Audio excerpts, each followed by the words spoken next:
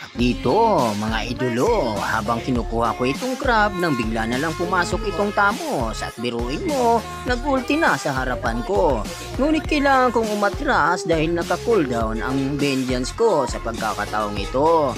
Kaya ngayon siya ay nakatakas. Dito, napansin ko itong aking mga kasama, sila ay napalaban kaya nakisali na ang inyong bida at agad naman silang nagpulasan.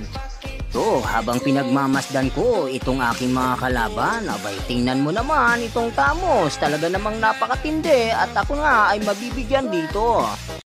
Muli na namang nagkamali ang inyong bida na kung saan nga yung aking ultimate ay hindi tumama kay Tamos. Kaya naman, mabibigyan na naman ako sa pagkakataong ito. Paano ba naman, ako'y pinagtulungan na. Dito, nararamdaman ko na muli na naman kaming masangkot sa kaguluhan kaya naghanda na ako. Ngunit sa pagkakataong to, mabibigyan namin dito itong si Argos. Hirap talaga yung aking mga kasama, mga idolo, kaya ako ang sumasalo sa damage nitong tamo.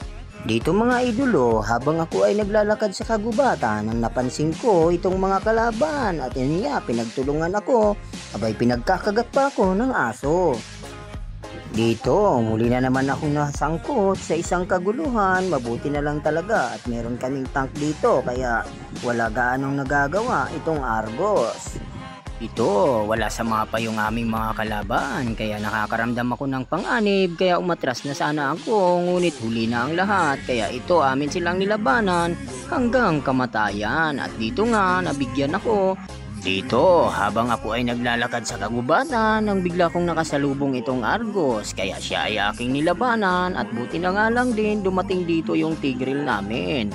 Dito nga mga idolo, habang ako ay naglalakad muli sa kagubatan nang muli ko na namang makasalubong itong Tamos kaya wala akong ibang paraan kundi ang labanan. Grabing Tamos yan guys kung ating makikita, ilan na kaming nagtulong-tulong pero hindi pa rin siya matinag-tinag at yun nga muntik pa akong mabigyan doon.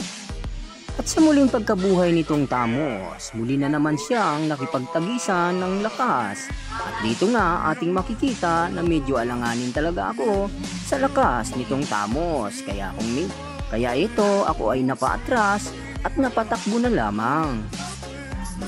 At dito sa aking muling pagkabuhay, muli na naman akong naghanap ng away. At dito nga napagbigyan ako ngunit pinagtulungan nila ako rito kaya naman mamamaalam na naman ang inyong bida na naging resulta nga dito sa aming pagkatalo.